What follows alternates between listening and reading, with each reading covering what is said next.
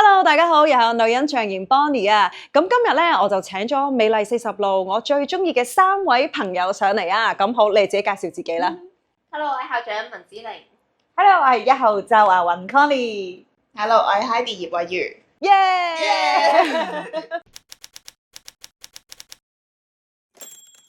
其實咧，我一早已經諗住請你哋3位上嚟我呢個節目嗰度傾下偈㗎啦。好啦，做一個少少嘅表白先啦。咁其實我咧就好中意呢3位小姐姐啦，因為首先我同阿 Heidi 同埋 Connie 咧係由40強嘅第一組走到最後，咁所以我哋都真係好好啊呢個友誼。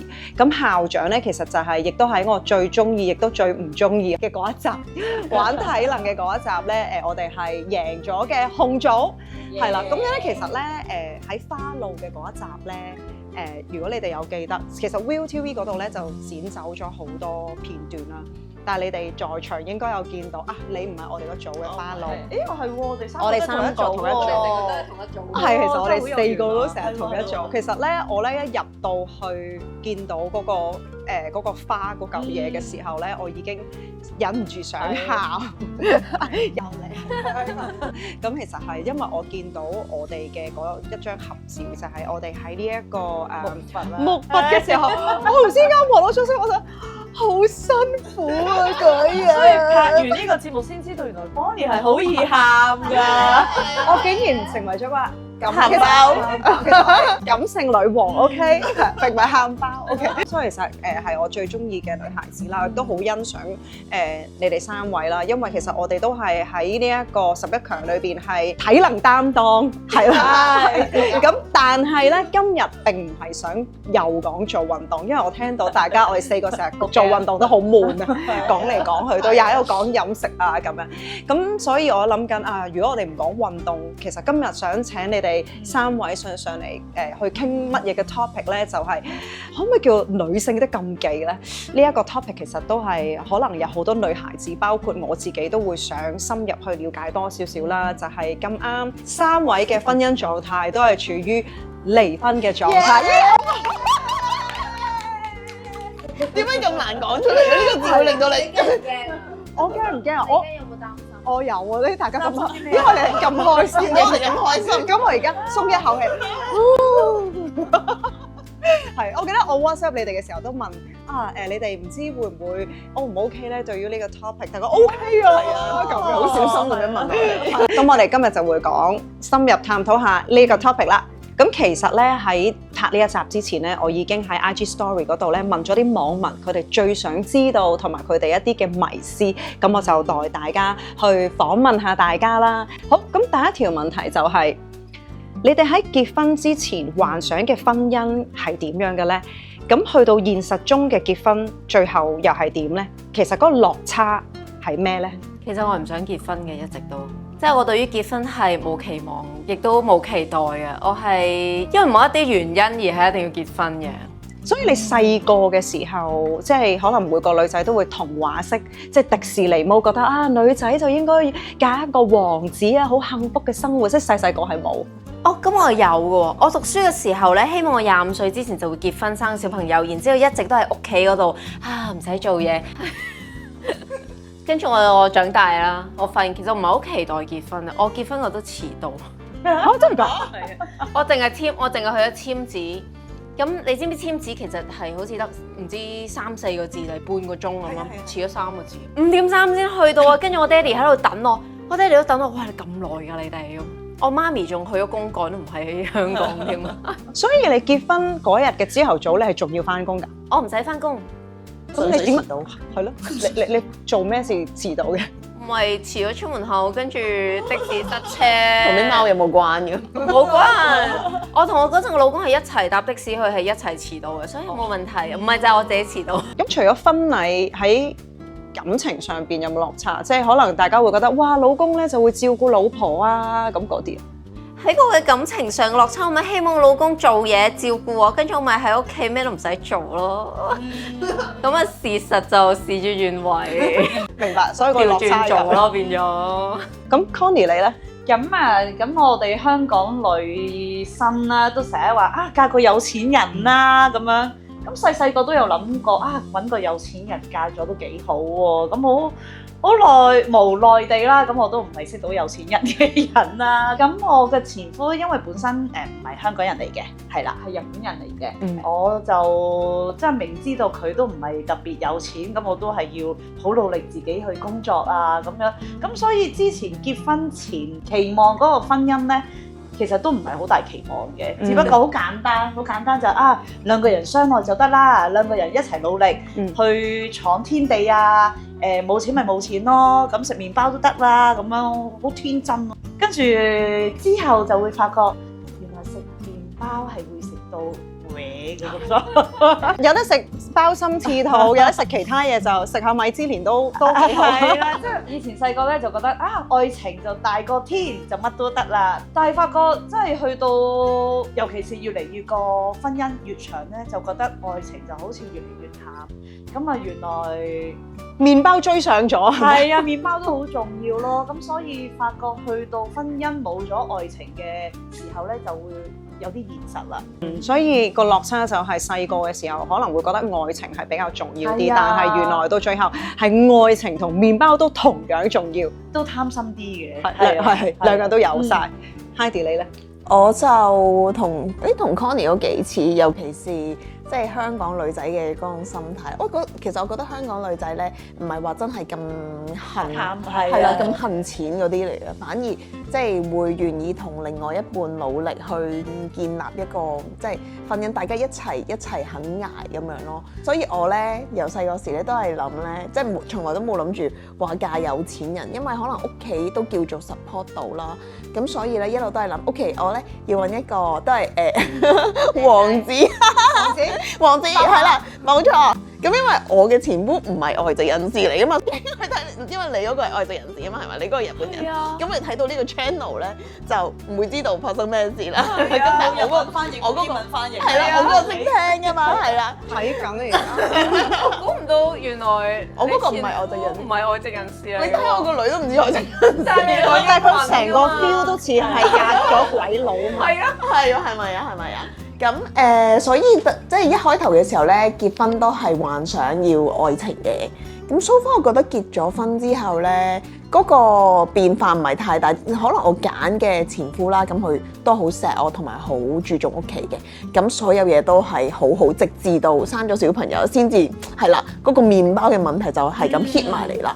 咁好彩前夫都係一個即係努力工作嘅人咯，對佢我就真係毫無 complain 噶啦。咁所以落差唔大。生咗小朋友之後嗰個生活就真係我哋作為媽咪嗰一下就變咗老婆，就變咗阿媽，嗰個身份個變動又好大喎。係啦，跟住你突然之間就要想你嘅隊友變成一個即係天微，全部嘢大家都會摸索到嘅。你要幫到我，我唔使同你講，你都知道我諗乜嘢。但係原來呢件事係咁困難嘅咯，係啦。所以可唔可以咁講呢？喺一個婚姻裏邊，可能每一個女孩子步入婚姻之前，佢就係諗一男一女關於愛情。但係原來當有小朋友加入咗家庭嘅時候，原來嗰個就係幾個人嘅事，就唔再係淨係諗嘅係愛情。咁所以可能個落差有陣時會喺嗰度出現咗。但係你冇小朋友，你個落差係我個落差都好大嘅。我諗住老公照顧我噶嘛，點知倒轉咗。我係冇麵包嘅問題嘅當時，因為你自己本人就係一個麵包。冇錯，我就唔使嫁豪門，我本身就係豪門。我中意你嘅豪氣啊！係，但係個問題係，好啦，我努力工作，咁我都好希望我另一半可以 support 我噶嘛。咁我唔止 support 我啦，其實我希望我哋一齊可以去做嗰個工作做得好好。咁有時我工作上遇到問題，我都未做過生意啊，咁我都唔識做噶嘛。咁我問佢，佢就會話我唔識噶喎。咁你即係直接將個波就一嘢掉翻俾我，咁唔識就算啦。咁你又唔解決，咁我自己解決晒佢啦。跟住有時候咧，我瞓醒覺望過我嘅左手邊打緊機，唔使做啊你，真係咁。咁所以咁講，你哋自己本身都已經係一個麵包。咁所以其實你哋自己都既然有能力去應付到自己嘅生活嘅時候，究竟係邊一個瞬間突然之間你會覺得我要離開呢段婚姻，好愛演啊今日。我同我前夫相識嘅時候咧，我哋直至到結婚咧都係1年之內搞掂晒嘅事，係啦，所以我哋係閃婚嘅，係啊係啊，因為我嗰個年紀咧，浪漫啊！因為我嗰陣時咧遇到佢嘅時候咧，佢啱啱就完成咗佢嘅健美比賽啦，跟住個身形咧係處於人生一個巔峰嘅狀態。啊，你俾咗個光環啊！係啦，係啦，跟住見到佢身形嗰時候，哇！神啊！係啊，好似嗰啲即係圖形字典入邊嗰啲筋咧爆晒出嚟，就哇！點解人體嗰個肌肉紋路可以咁極致嘅咧？咁啊已經係好深眼㗎啦。跟住之後又有型啦，又大隻啦，係啊，跟住直情係唔係佢追我追翻佢轉頭啦。但係始終我哋閃婚嘅關係啦，咁可能未必對對方真係咁認識。但係嗰陣時有心諗，就算你拍好耐拖，都未必一定會結婚，因了解而分開啦，有時候都會。咁可能你閃咗嗰一下，你就結咗婚，跟住反而係長相廝守咧咁樣。咁所以就即係我覺得起點就係呢一度啦。跟住同埋嗰陣時又要趕尾班車啦，29歲啦嘛。係啦，小朋友上生係啦，大眾嘅諗法就係30歲之前就好結婚啦，如果唔係你就嫁唔去㗎啦咁樣，係啦，咁又好緊張啦，哎呀，快啲30歲之前，我要快啲揾個人同我結婚啦咁樣。當然啦，結咗婚之後咁我都會不斷成長㗎嘛，咁我轉捩點可能就係參加咗即係健美比賽之後，我仲想繼續一路發展落去，想成為一個即係有感染力嘅人，我想繼續參加比賽。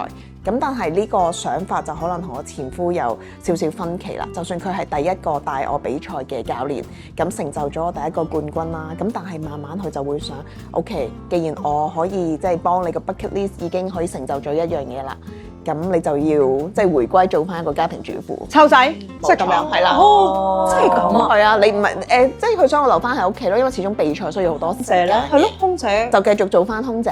係啦，你就做翻一個 working mom，你淨係做翻一個空姐，咁就佢就好開心啦。我想有個問題插入，佢點同你講咧 ？Heidi，我都係唔中意你拋頭露面，我就想你留翻嚟。即係佢點表達係我平時係咁嘅，其實個人。嗰個節目唔好睇啊！你係40路，係睇呢個係。當然唔會咁樣講啦，只不過我比完一次賽之後咧，跟住我就話我又想再比賽啦咁樣。咁當然你一系列嘅嘢又要做啦，踩機操嘢咁。嗰陣時咧，你已經 feel 到佢咧，我孭住書包出去啦，我又要去做 gym 啦。咁樣之後佢就可能冇應你啦。跟住當你係啦，踩緊機嘅時候，佢打電話你，喂，啲女啲早餐點樣啊？哎呀，我叫工人準備好㗎啦，叭。跟住你去咗邊度啊？跟住之後咧，你就聽到佢，我仲踩緊機，又踩。咁慢慢久而久之咧，我就只可以用買菜啊、買豬肉呢啲藉口咧，係啦。然之後出去操完之後就翻嚟，我翻屋企啦。跟住之後佢就你去咗邊啊？係買餸啫嘛。咁其實已經係操完翻嚟啦。咁所以嗰個一瞬間可唔可以咁講咧？就係佢去唔想你去 progress 你嘅夢想，係可唔可以咁講？就係嗰一瞬間令到你覺得喂唔得咯咁啊！因為佢一路都冇話佢係唔想嘅，佢話佢係支持嘅，但佢 action 唔同佢嘅，係啦，就係違背咗嘅。我覺得係咯，係啊，喂，你睇到千祈唔好嬲我啊！我哋而家仲有 friend 底嘅，就係咁樣。知唔知原因咧？佢知噶嘛？你而家咁驚鏡頭前佢喺度睇緊，唔使擔心，我哋呢度會馬賽克嘅呢一段將你聲音經過處理。當然啦，佢會話唔係啊，我支持你。咁當然而家我所有做嘅嘢，佢都好支持我。只不過嗰陣時我就會覺得唔係真係我想要嘅支持咯。咁我都會好想我身邊另一半係會 OK。你去比賽，全部 support 你。你唔出街食飯，你又唔使出街食飯。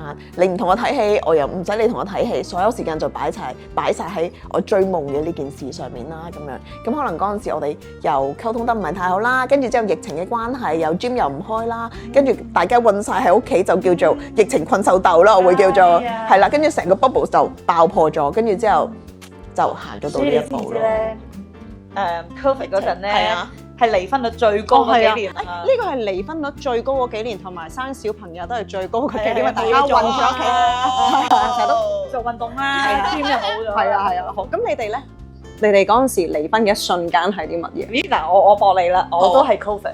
哦，係啊，咁其實我前夫係其實幾好嘅，係唔錯嘅。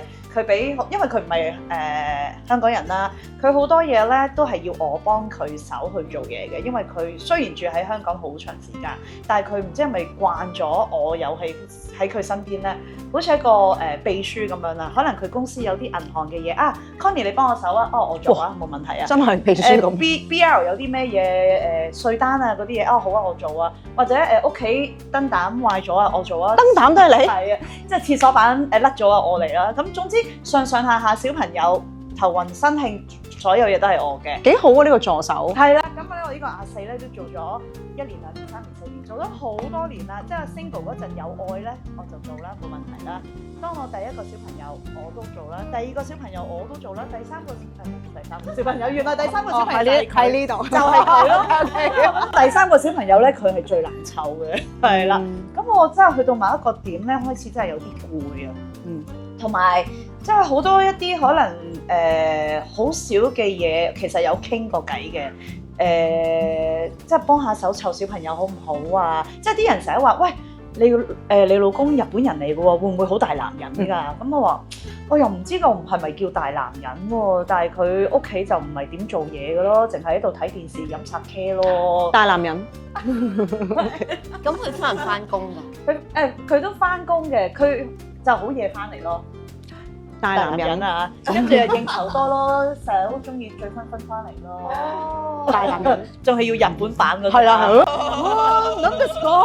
諗去到某個位就開始有啲攰啦，咁大家嗰個步伐都唔一樣啊。即係我仲好想向前，因為佢大我11歲，咁我仲好想向前衝，佢就開始慢慢行。想 plan 個退休生活，但係佢係未有資格去退休嘅本錢，因為小朋友仲係好細，我哋仲要選擇咗貴養，咁條路仲好長，咁就係 Covid，我哋一齊中咗，咁我哋就隔離啦喺間房度，即係我就喺度諗，哇！如果我同呢個男人，因為我咧啱啱中 Covid 咧。我哋隔離喺間房咧，我仲考緊試啊！我考好多教練牌啊，我仲喺度做運動啊，但係佢咧就攤喺度打機啊、睇漫畫啊、瞓覺啊、撳電話啊，跟住我真係覺得啊，點解我仲咁努力去做咁多嘢，但係佢話佢病唔舒服，乜都唔做，咁我嗰個男人病係辛苦啲啊，唔知點解。係啊，唔知點解喎，真係喎，真係攤咗喺度唔喐嘅喎。佢有個表情好怪，頭先聽到男人病係特別辛苦。我哋女人病就要喐㗎啦，咁樣男人病唔喐得咁啦，咁樣係啦。咁跟住我就喺度諗，我唔通要同呢個男人，即係成世人就係我做佢 assistant， 我幫佢做所有嘢，即係有呢個老公同冇呢個老公有咩分別咧？咁樣。所以其實係一段婚姻嚟講，步伐一致係好重要，係咯，即係如果一個太快或者一個太慢嘅時候，大家就會突然之間，我會形容佢會好似一條平行線咁樣，即係冇一個相交嘅點，越行越遠。好，去到第3條咧，就係喺離婚嘅過程裏邊咧，總會有一啲嘅情緒啦。我想問你哋可唔可以提供一啲有效嘅方法去處理呢一種情緒啊？呢個問題你都係唔好問我啦。我嗰陣離婚就係鬆一口氣，然之後我第二日瞓醒嗰陣覺得真係好幸福啊！我真係有呢個感覺㗎。跟住我咧無啦啦離完婚之後，可能嗰年覺得悶啦，跟住就好想拍拖。拍拖分手之後，我又覺得原來單身嘅時候真係好幸福。你頭先講嘅嗰樣咧，令我諗起咧有好多讀者咧，佢都有 IG 喺我嘅 IG story 都話離婚對於佢哋嚟講係人生啊或者歷史上啊最爽同埋最啱嘅決定，係好 align 頭先你咁樣講。咁你哋咧，你哋點樣處理你嘅情緒？我其實都好開心。因為係我要求離婚啊嘛，咁同埋我離婚嘅原因唔係因為佢出邊有女人啊，或者家暴啊，即係唔係呢啲問題嘅，只不過真係個步伐唔一致啊，或者佢行慢啲我行快啲，佢行東我行西，咁所以其實我決定離婚而成功離婚嗰一刻咧，我真係好開心。啲朋友都定喂，咁快啲開 party 咯，去飲嘢啦，會唔會有啲唔好意思啊？離婚係一件唔好嘅事。蘭桂坊11點等。即係反而係諗咗上嚟，跟住又未嚟到，唔知點開口嗰一刻係最辛苦。對方肯簽嗰一下咧，我即刻話俾我個 friend 聽，簽咗啦咁嗰啲咯。好啦，Heidi，你一定要逼你講一個，總有一啲低落嘅情緒嘅一少少 moment。我哋係分居先嘅，咁佢就搬離開咗屋企啦。頭嗰3日咧，我都幾 down 噶，因為我哋即係自從有小朋友之後咧，咁就分開瞓啦，因為我同啲小朋友瞓啦。跟住頭嗰3日咧係好緊張啦，好驚咧，因為屋企冇咗個男人喺度啦，同埋冇咗個廳長。係因為有係做咩㗎？係啦，就喺個廳睇電視。一樣啊，唔係嘅嘢，我前夫都咁鬼遲啊！我哋我諗5、6年、7年、8年、10年，小朋友出咗世之後就係做廳長啦。咁係真係冇一啲電視聲啊，定係點啊？即係點解覺得冇咗個廳長會有啲咩？咁因為你會唔知會唔會有啲陌生人打開道門入嚟，有廳長喺度，咁就唔使驚噶嘛。咁而家就會有少少緊張啦。我幫你揾翻個電腦鎖嗰啲密碼鎖嗰啲 sponsor，同一樣係咁安全，可以 share 俾 Heidi。咁就嗰3日之後啦，咁又即係都會好愧對啲小朋友咯。哎呀，爸爸唔喺度啦，佢哋心理應唔應付到咧？又係2個妹妹，即係2個小朋友咁樣。咁但係呢一種嘅即係沉澱嘅情緒咧，到慢慢咧就開始即係淡卻咗之後咧，就開始回歸到嗰種都些微開始興奮嘅狀態。但係你點樣處理啊？嗰陣時即係你有時間過去啊，定係點？會同啲小朋友講咯，即係同佢哋講 feel 好 sorry 咯，我想知道佢哋諗啲乜嘢。但係你自己嘅情緒點樣處理？冇㗎，死吞落去咯。係啊，因為我健美啊嘛，咁就一路每一日都會 keep 住有好忙嘅嘢，所以做運動咁樣，係啊，咁係的確可以撈翻起自己嘅，一路有目標，有啲新嘅方向，咁就係咯，成件事就成個人升翻起上嚟咯。咁所以其實大家都係離婚之後都係鬆一口氣啦。咁但我相信離婚之前，即係鬆一口氣之前，總係有一個烏雲嘅時候。咁喺烏雲嘅時候，你哋點樣去掃走呢個烏雲啊？我喺烏雲嗰陣咧，我唔想翻屋企啊！即係我成日都會留喺公司，就算我冇嘢做，我都坐喺公司等到勁夜先翻屋企，因為我唔想翻屋企對住我嘅前夫。跟住如果有公幹嘅話咧，我就叫佢你去啦去公幹，即係我會送佢去公幹，令到佢唔使鼓勵佢。係啊，仲會安排埋你啱啊，帶住我呢班人一齊去外國嗰度做嘢，都係瘋狂做嘢咯。同埋嗰期我會讀好多書啊。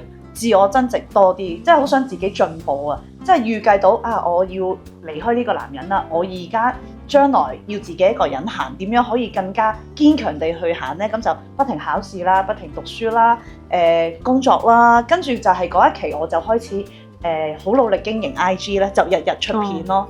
咁啊，跟住同小朋友去好多街咯，去旅行啊，盡量唔留喺屋企嘅都係帶小朋友出街咁樣咯。其實我覺得屋企細都係離婚一個好大嘅原因嚟㗎。即係我同即係你同我一齊瞓，跟住朝早起身，另個左手邊又見到佢，翻屋企一開門又見到佢，都冇一個空間可以休息下。土地問題冇辦法，喺香港就係咁樣嘢。頭先咧 Heidi 啊，都有聽到你提到話離婚嘅時候，都同細路同你嘅小朋友去講嘅時候，都會好擔心佢哋嘅反應啦。其實嗰陣時你哋係點樣同你哋嘅小朋友去解釋呢件事？佢哋一定會問啦，咁爸爸已經冇再翻嚟屋企啦嘛，咁樣就同佢哋解釋，即係點解會你曾經好中意一樣嘢咧，即係你好中意呢個玩具嘅，你1歲嘅時候，咁可能到你5歲、10歲嘅時候，你唔再中意呢個玩具，點解？係啦，佢哋都係會不斷問，咁你就我就會不斷地解答佢，然後 be transparent 咯。你問啲乜嘢我都會同你解釋點解，因為性格唔 match 係啦。咁但係唯一會強調嘅就係爹哋同媽咪永遠都會咁愛你，呢樣嘢咧就係唔會改變嘅，你信我啦咁樣。係啊，一路 make promise 咯，就係咁樣。其實我啲小朋友都算大個嘅，即係都13歲同埋10歲左右。其實佢哋係眼見爸爸媽媽點解越嚟越少講嘢咧？點解可能再冇拖手咧？點解好似個距離咁遠咧？打開房瞓係啦，點解一個瞓廳一個瞓房咧？咁樣咁其實佢哋自己會睇到嘅。咁當然細仔就會覺得點解你唔再同爸爸喺埋一齊啊？會問我咁，但係我哋都會話。其實媽咪同都係繼續咁樣啦，永遠媽咪就係媽咪，爸爸就係爸爸，但係只不過我哋而家咧唔係 husband 同埋 wife 咁樣，佢個關係唔同咗咯。咁但係就係 work out 唔到咯。咁即係我唔知點解咧，小朋友又好明白、好理解喎。即係我都好感恩。佢哋明白㗎，係啊，反而遮遮掩掩嘅話咧，佢哋仲會估得係啊，之前咧有啲即係前輩啦，離婚嘅前輩啦，話你咯，話爸爸翻咗日本咪得咯，咁我又覺得唔需要咯，即係我都覺得唔好唔好氹氹，即係你講清楚，其實真係我哋永遠都係屋企人嚟嘅，我哋永遠都係 family 嚟嘅，但係而家真係唔 work out，真係唔 work out 到，佢就咩叫 work out 啊咁樣，即係當係你喺學校係咪都有啲朋友同你唔 friend 啦？咁你唔 friend 嗰啲想唔想同佢玩咯？我真係唔想同佢玩喎，所以我咪同你爸爸唔係再想繼續玩咯咁樣，即係類似用一啲好簡單嘅 example 咁樣去同佢哋理解咯。阿家姐就好明白嘅，反而我覺得你哋咁樣做係 set 咗一個好好嘅 example 俾你哋嘅小朋友，係知道其實佢哋將來遇到婚姻或者喺佢哋嘅人生遇到挫折嘅時候，其實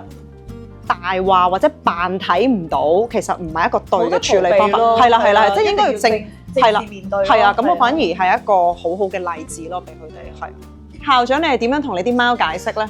其實我離婚嗰陣最擔心就係啲貓。我講真嘅，正常啦，係啊。因為我隻貓好黐我個前夫，好中意佢啊。跟住佢搬走咗之後，我隻貓抑鬱。我嘅辦法就係我唔翻工，我日日留喺屋企陪住佢哋。冇錯。個個都會走，我唔會走，就係咁啦。嗰陣時你點樣同你嘅父母解釋，或者點樣同我哋講？即係無啦啦突然間，喂，爹哋媽咪有啲嘢想同你哋講啊咁樣。係啊，我真係咁。哦，冇嘢啦，因為我媽咧俾我由細訓練到大。好多每一次都有驚喜啊！係啊，我細個嗰陣即係我細個嘅時候紋身，細個嘅時候穿臍環，咁我媽好傷心啦，即係傷心到喊。但係因為由細培養佢呢個驚喜接受能力，我將嗰個接受能力放到係越推越高，去到我同媽咪講話啊，媽咪我要離婚啊！媽咪話，起碼你有講啦，我話離咗婚先同媽咪講啦，可能係。咦？咁我唔記得係離咗先講定係未離？係咪啊？我記得你我離咗婚，你好似係離咗婚先講。應該係已經同前夫講咗，跟住先至同媽咪講，跟住阿媽咪我要離婚啊！跟住媽咪話：哦，你中意第二個啊？我唔係啊，真係咁啦，幾輕描淡寫，我媽咪已經變成咁都算係 supportive 啊，我覺得。其實我諗佢哋都即係我爹哋媽咪都即係已經變由一個保守嘅人變成一個都幾 open mind 嘅人。雖然咧婚姻都係兩個人嘅事啦，但係其實都好多時都會 involve 到小朋友同埋家長啦。咁雖然我哋自己嘅事，但係都要俾多啲愛同埋空間佢哋去明白同埋理解啦。包括貓貓都係需要多啲愛同空間去消化。好啦，去到最後一條問題咧，就係如果而家睇緊呢條片嘅觀眾，可能佢哋都係有經歷緊離婚，或者可能佢哋去想離婚考慮緊啦。你哋可唔可以俾一個建議佢哋？我會覺得可以揾中介傾下，其實即係佢嗰叫咩啊 ？mediator 係乜嘢啊？調解係啦。婚姻調解係啦，咁其實我都諗翻轉頭咧，如果當中有人同我嚟拆解下嘅話咧，可能未必會去到呢一個疫情大爆破呢一個地步嘅，只不過係即係大家個溝通唔係咁 efficient 咯，我會話係啊。咁直至到即係咁，我哋離咗婚之後咧，都有揾呢個調解員幫我哋，咁成件事就好容易地促成啦。跟住我哋就諗啦，點解當中冇人嚟揾我，即係我哋做我哋當中溝通嘅橋梁咧？咁樣，咁我覺得如果大家會有考慮到，我要唔要行到呢一步？有陣時你講嘅嘢，可能大家即係對方聽到會唔舒服。但係其實當你經過一個調解員去講翻俾另一半知嘅時候，其實個心係唔會咁唔舒服。咁我覺得呢個係一個方法咯。所以我想問清楚，呢個調解員去令到你哋快咗離婚啦，定話其實係冇咁解決，定話係解決呢件事啊？冇，係嗰時已經係決定離婚㗎啦，所以係促進呢件離婚嘅事，係啦，咁樣咯。即係個調解員幫你哋兩個開口講離婚啊？唔係就幫我哋調解呢個分配資產啊各樣嘢嘅問題。哦，佢已經去到最後嗰步啦。我哋跳晒啊！我諗如果呢個調解原來早少少出現，會唔會好少少咧？咁但係已經去到最後埋尾。家產啊，係啊係啦小朋友配，冇錯啦。OK。我覺得離婚之前你一定要問清楚自己，到底結婚嗰個生活你唔中意啲乜嘢咧？即係你擔心啲乜嘢，你又中意啲乜嘢？即係你一定要問清楚自己喺嗰個情況裏邊，到底你係想唔想繼續？而你如果真係決定離婚啦，你能唔能夠自己生活呢？因為呢個問題困擾我好耐啊！我係一個唔能夠自己生存嘅人嚟嘅。好怪啊！呢一句，你睇佢外形。因為我係因為我成個人生都係工作，喺工作以外嘅嘢，其實我唔識得處理嘅。即係你頭先咪話你係你前夫嘅 assistant 嘅，其實我嘅前夫就好似我嘅 assistant 咁咯，佢乜嘢都幫我做晒。我翻屋企就係食飯，跟住第二朝翻工，跟住我好擔心離咗婚之後，到底我能唔能夠即係唔知點生活啊？係啊，跟住我又同我屋企人其實唔係好 close 嘅，咁又哎呀，如果揾翻媽咪咁點算呢？咁啊，即係好多嘢嘅擔心，所以一定要好清楚自己係咪能夠生活，同埋係咪真係離咗婚，你會覺得開心啲呢？我覺得呢個真係要溝通下，同自己。喺離婚其中一個 consideration 可能係經濟啦。咁不過我亦都想做一個溫馨提示啦，其實作為一個新時代現代女性咧，係無論你係結婚啦、單身啦，或者離咗婚都好啦，都要保持經濟獨立，咁先有底氣。冇錯，你先有底氣做咩都得，拒絕咩都得，咁呢個就係好重要啦。你覺得咧？有冇啲咩建議？作為一個媽咪要面對離婚呢個問題，我覺得都一定係要同小朋友之後嗰個溝通做得最好咯。即係小朋友，咁我跟邊個啊？跟媽咪定跟爸爸？係咪日日見到啊？禮拜六日跟邊個啊？同小朋友溝通得好啲咯。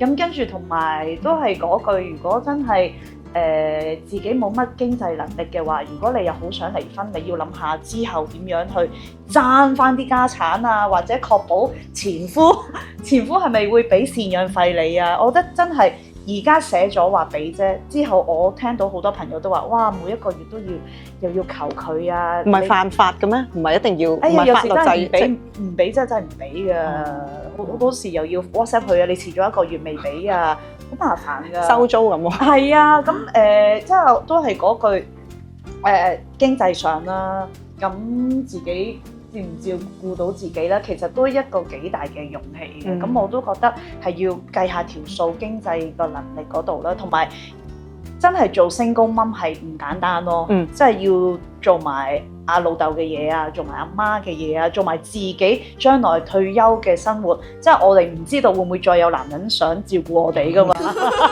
好似講到好灰咁樣。你要計埋，如果照顧自己退休生活嗰一個後尾嗰段路點樣行呢？就真係慢慢要計嗰條數咯。所以其實當你考慮離婚嘅中間，其實有好多嘢嘅考慮。不過 last 問多你哋一條問題，呢一個算唔算仍然係一個最好嘅決定？算，好肯定，好肯定。飲杯，我有杯，有杯。你擔唔擔心？搞到佢好似都已經喺我哋中間，喺你身邊有3個朋友都。其實係咁㗎，我咧同我嘅另一半咧係有一個好好嘅共識嘅，就係雖然我哋係結咗婚啦，但係如果假若喺我哋嘅人生裏邊嘅步伐唔一致嘅話，有陣時唔係話可能佢都盡咗力，或者可能我都盡咗力，但係有陣時可能其中一個行得太遠，冇得再 keep pace 嘅時候，我哋係知道離婚係一個 option 嚟，即係我哋係知道如果或者你真係覺得我真係唔再配你啦，佢覺得另外一個係更加好嘅話，唔緊要，你同我講得㗎啦，即係我哋係知道有陣時愛情未必係永恆咯，咁所以我哋係有一個共識，咁亦都因為我哋有呢個共識。亦都會令到我哋更加 alert， 係我哋要繼續努力自己啊，我哋要增值自己啊，唔可以令到自己 left behind。